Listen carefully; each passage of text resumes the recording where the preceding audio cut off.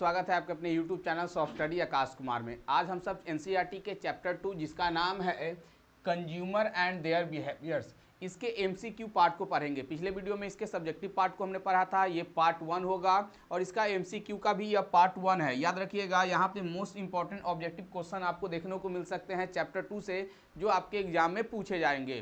तो आते हैं, देखते हैं प्रश्न क्या है। चैप्टर का नाम है उपभोक्ता के व्यवहार का सिद्धांत, पार्ट 1 एमसीक्यू।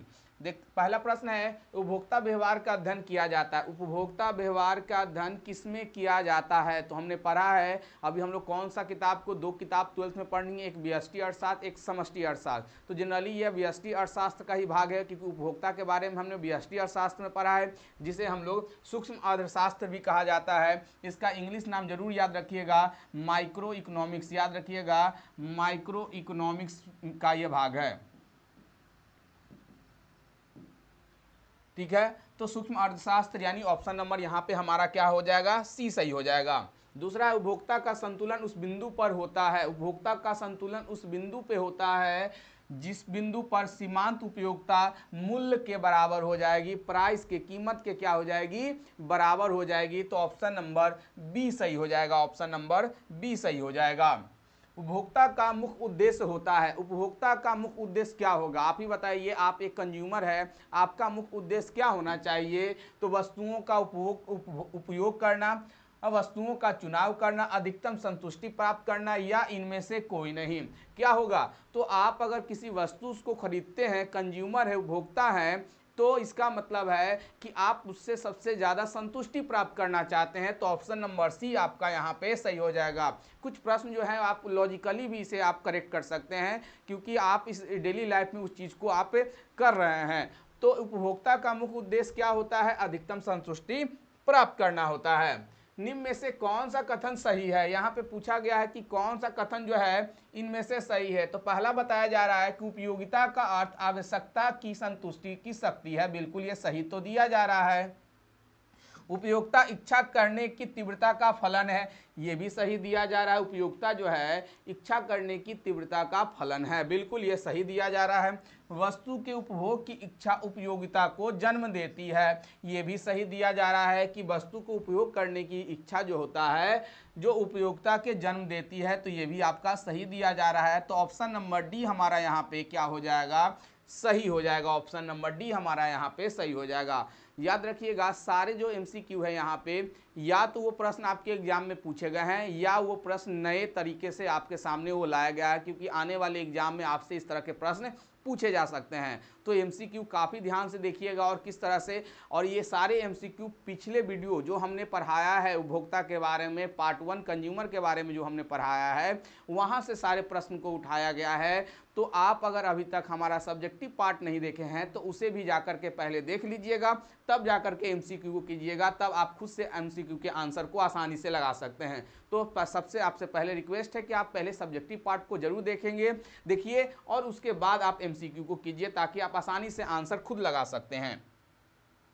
किसी वस्तु में मानवीय आवश्यकता की पूर्ति की क्षमता को कहा जाता है। किसी वस्तु में मानवीय आवश्यकता की पूर्ति को क्या कहा जाता है? उसे उपयोगिता कहा जाता है। क्या कहा जाता है? उपयोगिता कहा जाता है। 5 का ऑप्शन नंबर ए सही हो जाएगा।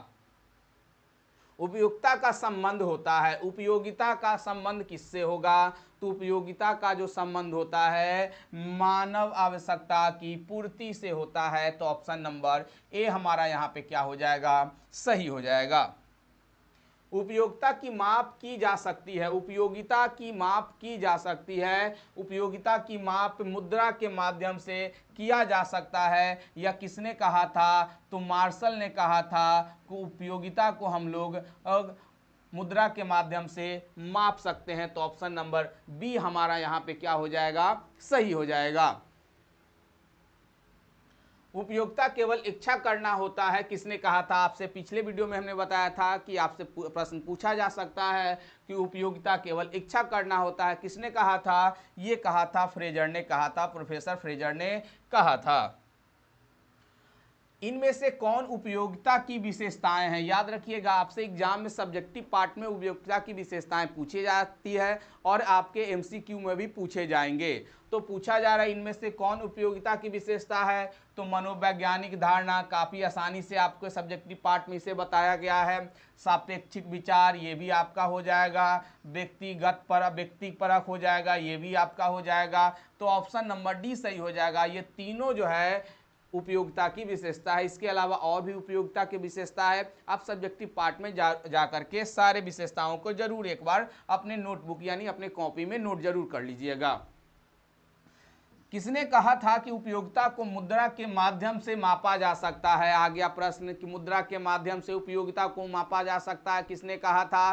तो मार्शल ने कहा था। किसने कहा था? मार्शल ने कहा था। ऑप्शन नंबर सी सही हो जाएगा। उपयोगिता का क्रमवाचक सिद्धांत किसने प्रस्तुत किया? उपयोगिता का क्रमवाचक सिद्धांत किसके द्वारा प्रस्तुत किया गया है? तो क्रमवाचक जो सिद्धांत है वो हिग्स एवं एलन के द्वारा प्रस्तुत किया गया है। हिग्स एवं एलन के द्वारा प्रस्तुत किया गया है क्रमवाचक सिद्धांत। ये भी चीज आपके सब्जेक्टिव में बताए गए हैं। गोसेन का प्रथम नियम निम्न में से कौन है? गोसेन का प्रथम नियम बताता है कि घटती सीमांत उपयोगिता का नियम, जो घटती सीमांत उपयोगिता का जो नियम है वो वही आपका गोसेन का प्रथम नियम है। इसे भी आप जाकर के सब्जेक्टिव में जरूर देखेंगे। निम्नलिखित में से कौन सीमांत उपयोगिता के रूप है? सीमांत उपयोगिता का रूप यहाँ पे पूछा जा रहा है। तो सीमांत उपयोगिता में हमने पढ़ा था कि एक अतिरिक्त इकाई बढ़ा देने से सीमांत उपयोगिता क्या होती जाती है? घटती जाती है। एक समय ऐसा आता है जब सीमांत उपयोगिता शून्य हो जाती है और उसके बाद सीमांत उपयोगिता धीरे धीरे ऋणात्मक हो जाती है। इसका मतलब है कि धनात्मक भी होता है, ऋणात्मक भी होता है और शून्य भी हो जाता है। जब सीमांत उपयोगिता शून्य हो जाती है उस समय कुल उपयोगिता सबसे ज़्यादा यानी अधिकतम होती है। इन बातों को भी आपको हमने बताया है। तो ऑप्शन नंबर डी यहाँ पे सही हो जाएगा इनमें से सभी। जब सीमांत उपयोगिता शून्य हो जाती है तब कुल उपयोगिता होती है। जब सीमांत उपयोगिता शून्य हो जाएगी तो कुल उपयोगिता क्या होगा? सबसे अधिक हो जाएगा, अधिकतम होगा। और अधिकतम है कहाँ पे? तो ऑप्शन नंबर हमारा सी सही हो जाएगा। अधिकतम होगा कब? जब सीमांत उपयोगिता शून्य होगी तब कुल उपयोगिता अधिकतम होगा। सीमांत उपयोगिता कैसे निकालते हैं? यहाँ पे डेल्टा लगेगा, याद रखिएगा। यहाँ पे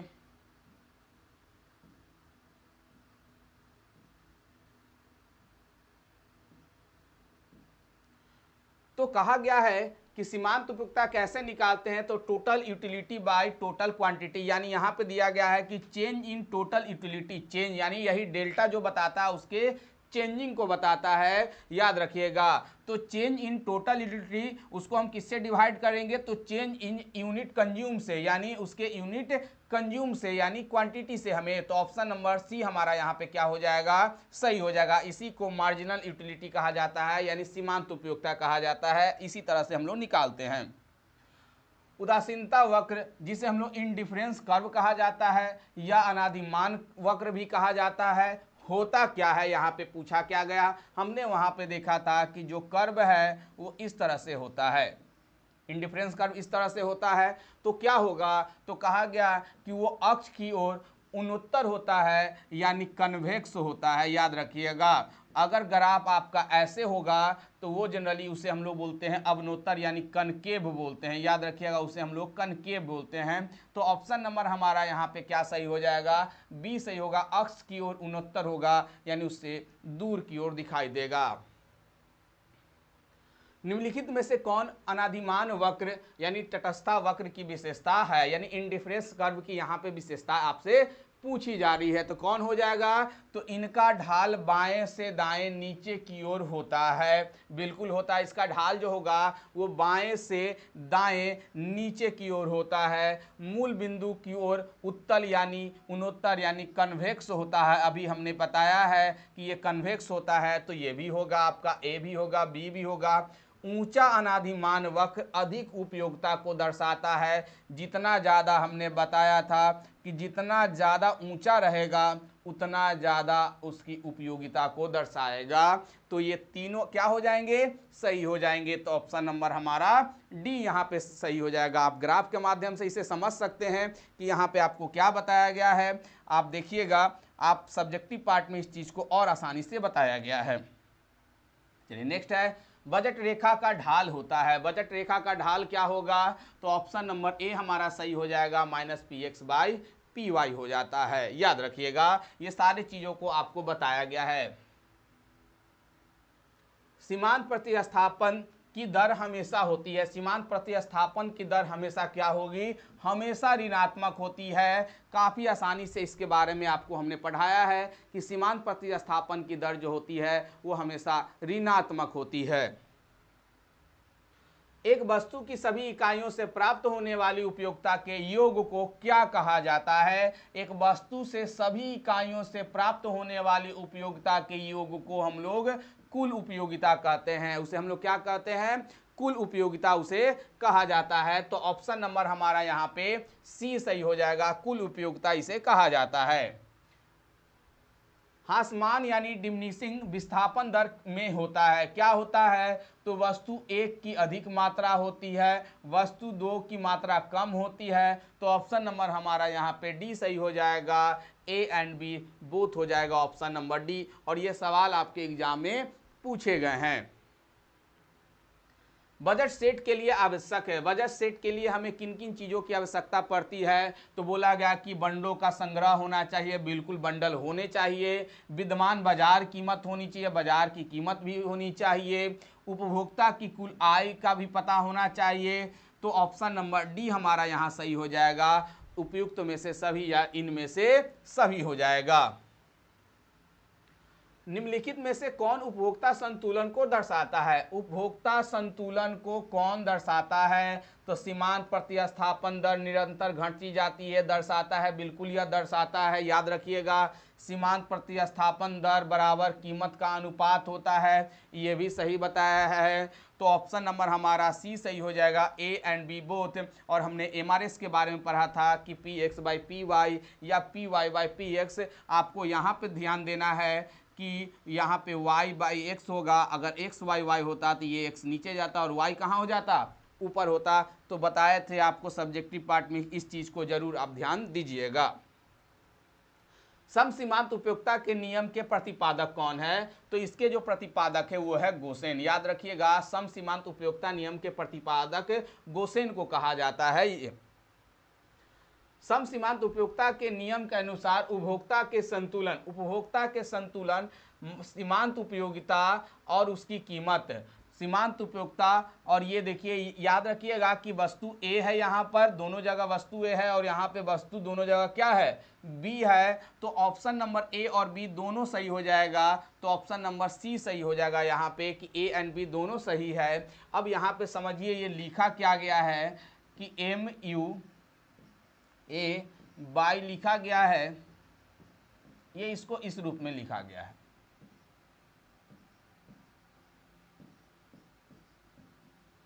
अब क्या किया गया है कि इस चीज़ को आप अगर मैथ पढ़ते हैं तो आपको मैथ में इस चीज़ को बताया गया था कि जो चीज़ अगर डिवाइड में होता है वो इक्वल के बाद जाता है तो वो मल्टीपल के फॉर्म में चला जाता है। अगर इस चीज़ को उठा करके वहाँ ऊपर लगा दिया जाए, यानी इसको लाया जाए इक्वल के बाद, तो ये कहाँ चल जाएगा, यहाँ पे चला आएगा ये।